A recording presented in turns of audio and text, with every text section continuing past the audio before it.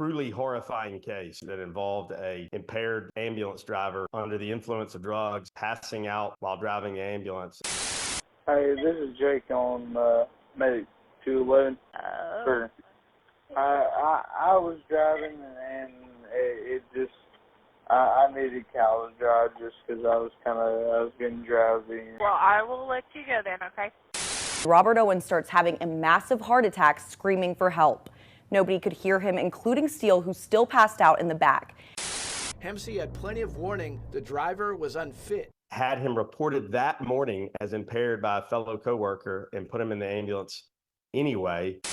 Further investigation revealed Steele had 12 incidents on record deeming him incompetent or unfit, including a reckless driving incident that led to him being fired by Hempsey, only to be rehired the month before the incident. I have a question for you. How many chances do you think one person should get before they're fired? Out of 12 shifts this month, you've been late for 9. Sick 4. That includes the shift where you came in late, you went home early. You got no sick time left, according to command. I mean, I was told to terminate. I said, you want to fire him? Come on over and do it yourself. You swore that you'd fire me if I came in late again. You swore. I'll fire you tomorrow. Even better than that. What was I thinking about? I could forward you some sick time. How about a week?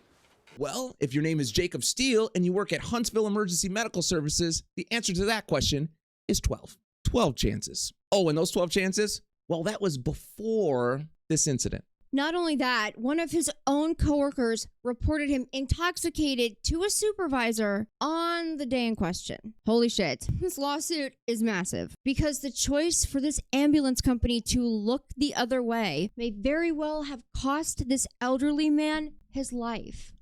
81-year-old Robert Owen has worn many hats in his life. After serving his country, he wound up working for a news organization that he would later own, the Birmingham News, but that still wasn't enough for him because in the 70s, he decided to become a home builder, and he was very successful at it, building over 400 homes in Alabama. That's his wife, Gloria. They got married in June of 1961, and they had a beautiful family together. Now, Robert's life didn't go without hardships. Sadly, as a child, his daughter, Jenny, developed a very aggressive form of cancer, and if that wasn't bad enough, the insurance company was refusing to pay for treatments. But Robert and Gloria sued the insurance company and won. Fast forward to 2018, and Robert and his wife Gloria had moved back to Huntsville to be closer to family and help raise the grandchildren. A year later, in April 2019, Robert began experiencing some pretty severe chest pain. It got so bad that Robert wound up in the emergency room at Huntsville Hospital.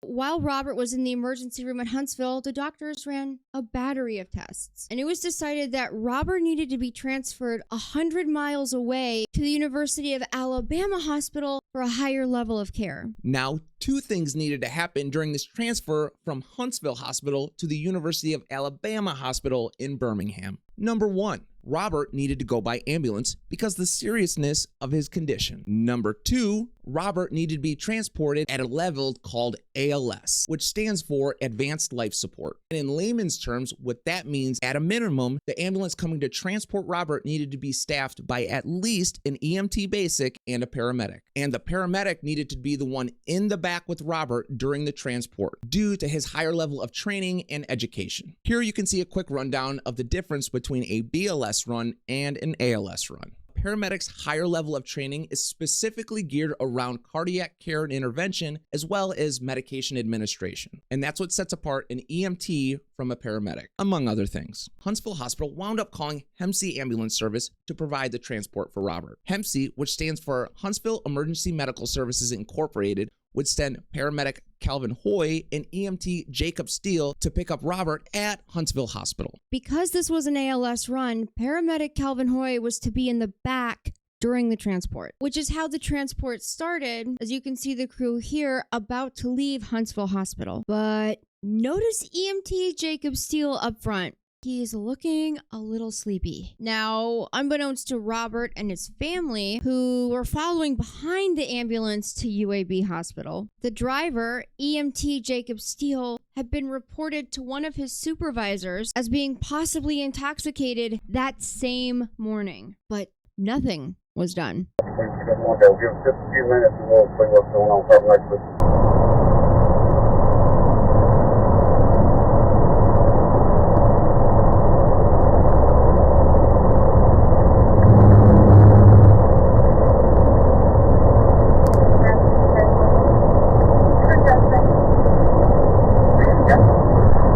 So now the trip from Huntsville Hospital to UAB is about 100 miles. The driver, EMT Steele, took a wrong turn almost immediately into the transport and wound up driving west towards Decatur instead of driving south towards UAB. Now you can see from the dash camera inside the ambulance that Jacob is continuously swerving outside of his lane, all over the highway, and almost hits several cars.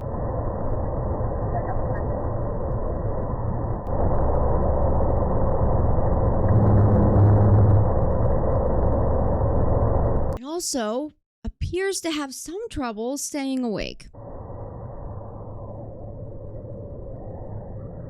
At one point in the dash camera footage, you can hear paramedic Hoy turns and asks Jacob if he's okay, which he is clearly not. Yeah.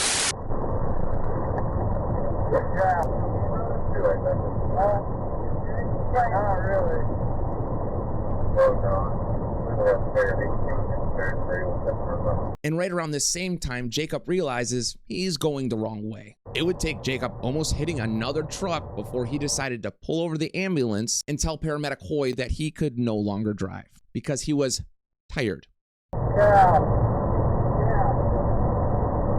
Come here. Come here.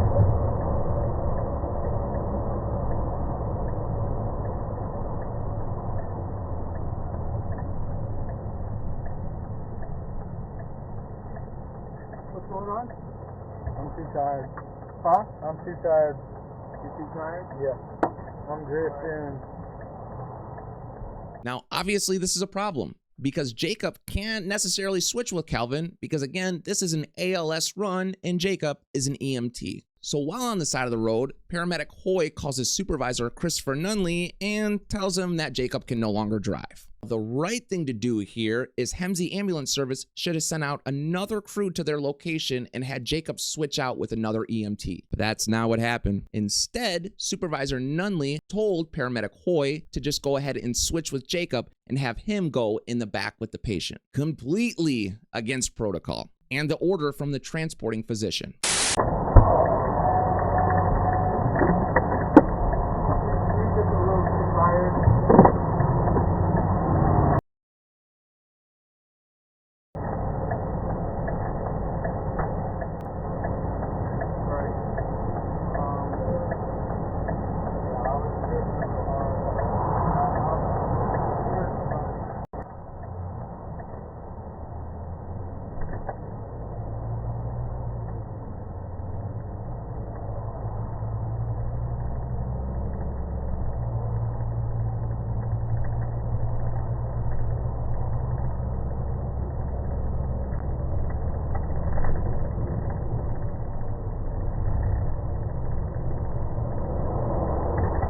Unfortunately for paramedic Hoy, he went along with it. You missed 65.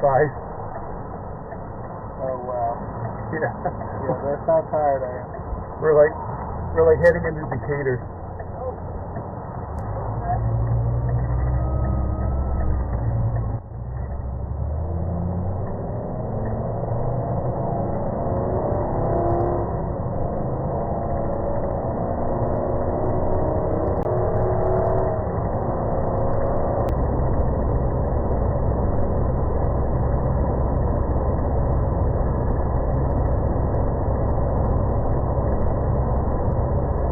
Paramedic Calvin Hoy took over the driving duties. He got the ambulance going in the right direction towards UAB, while Jacob in the back decided to put his headphones in, prop his feet up, and proceeded to fall asleep, not watching Robert at all. Robert and his condition was the last thing on Jacob's mind when he got into the back of the ambulance, and there was still over an hour left on this transport. Shortly after the driver switch, Robert began experiencing some very severe chest pain. He rated this pain a 10 out of 10 that radiated from his arm to his jaw. Robert was having a heart attack, but nobody in the ambulance knew that because Jacob was sitting behind Robert with headphones in, asleep, instead of next to him on the bench seat where he should have been. Robert repeatedly yelled out for help and nobody could hear him.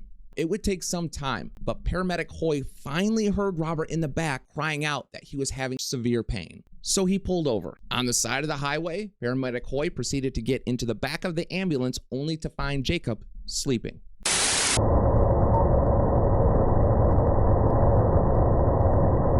Robert Owen.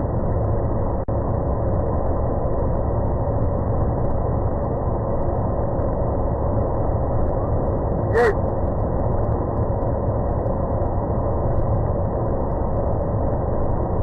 Yes.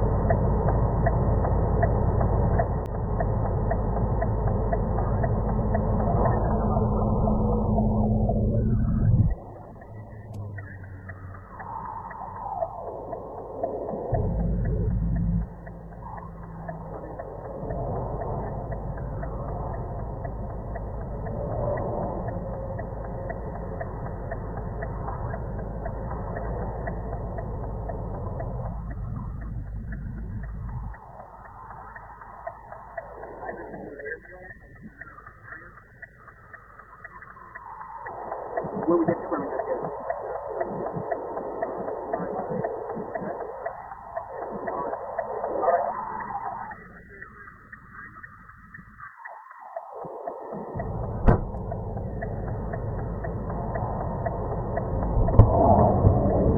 And he didn't even bother to wake him up. Instead, paramedic Hoy got his drug bag and administered one nitroglycerin tablet to Robert. Hoy was in the back for about 2 minutes before resuming the transport to UAB, never waking up EMT Jacob Steele. Now, while all this was happening, remember, Robert's family was following behind the ambulance for this entire transport, and they called the dispatch terrified, wondering what was going on. To try and calm the family down, the dispatcher actually tried to get a hold of the ambulance crew for 30 minutes, but they never answered. Now, there was still about 40 minutes left on the transport after paramedic Hoy gave Robert the nitroglycerin tablet. That transport time got extended even longer because once they got into Birmingham, the ambulance crew got lost again. For about 15 minutes, they drove around before finally finding their way to UAB Hospital.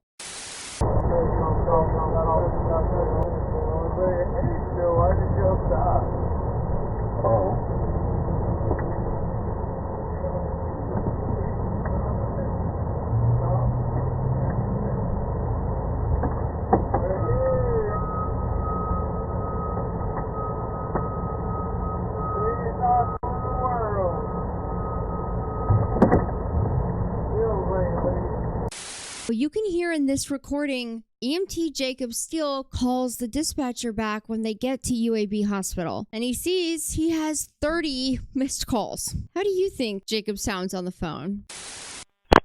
Ambulance service, this is Lena. Hey, this is Jake on Medic 211. Hey. I just saw y'all had tried to call about 30 minutes ago. Yeah, we did. The parents, I guess, were behind you guys, and y'all pulled off and stopped at some point, and the parents were freaking out. Oh, yeah. We switched drivers. Oh. Yeah, we had switched drivers. I gotcha. Okay, well, we were safety reasons. Yeah, we were just trying to check on you guys and see what was up because the parents were on the phone, and we're like, we don't know. They're not answering their phones, but they're moving. So. Oh no, yeah. I was driving and it just I needed college drive just because I was getting drowsy and I didn't want to. Oh. You know. Okay. All right. Okay. Well, I will let you go then. Okay. All right. Thank you. All right, We're pulling in as we speak. Okay. Awesome. I marked you transport arrived. Okay. Thank you. All right. Bye-bye. Once he's dropped off at the hospital, Robert tells his family how awful the ambulance ride was. And it was later found out that Robert was actually having a heart attack during the transport. Robert would spend the next 11 days at UAB Hospital before tragically losing his life on May 4th, 2019. Now, Robert's family did call Hemsey Ambulance to complain about the transport. They spoke with employee D. Kels, who actually said to Robert's daughter that EMT Jacob Steele has been involved in other problematic incidents, which made Robert's family want to do more digging. So they hired a lawyer. And it was the same law firm that represented Robert's family when they sued the insurance company for his daughter's cancer treatment. And once the lawyers got involved, the truth came out. Family's lawyers argued Hemsey had plenty of warning the driver was unfit. They had months of repeated notice, had even fired him and put him on leave before this happened, had him reported that morning as impaired by a fellow coworker and put him in the ambulance anyway. And then after this happened, took multiple steps to try to cover it up. Not only did the family find out about EMT Jacob Steele switching with paramedic Hoy, which should have never happened, EMT Jacob Steele's work history was uncovered. And what they found was nothing short of unbelievable. It was found Jacob had multiple documented incidents of not only being intoxicated on duty, he had already been fired from Hemsey Ambulance Service. Steele had 12 incidents on record deeming him incompetent or unfit, including a reckless driving incident that led to him being fired by Hemsey, only to be rehired the month before the incident. However, they rehired him just 1 month before Robert's transport. So once all this came out, obviously Gloria and her family filed a lawsuit. They rightfully sued everybody. Now, allegedly, Hemsey Ambulance destroyed a lot of damaging evidence about Jacob Steele before it made discovery.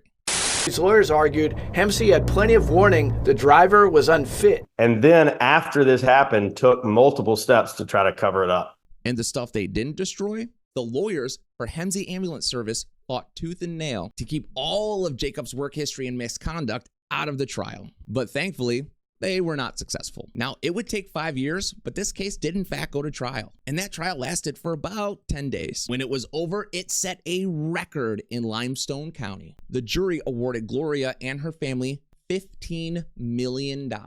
This is over $14 million more than the highest settlement in Limestone County, which Hemsey Ambulance Company states that their insurance company is going to pick up the bill. Now, as for EMT Jacob Steele and paramedic Calvin Hoy, following this incident, both Jacob and Calvin were fired from Hemsey Ambulance Service. You can see here, Jacob is no longer an EMT and hasn't been since 2021. This is paramedic Hoy's license. It's still active. If you made it all the way till the end, thank you so much for watching this video. We are newer creators to longer content, and we really appreciate all the support in the comments. If you like this video, please make sure to give it a like and subscribe to our channel. It doesn't cost you anything, and it really helps get our videos pushed out. We call this Dumpster Fire Dark Times with Nico and Sai, and we hope to see you in the next video. Bye for now. I said good.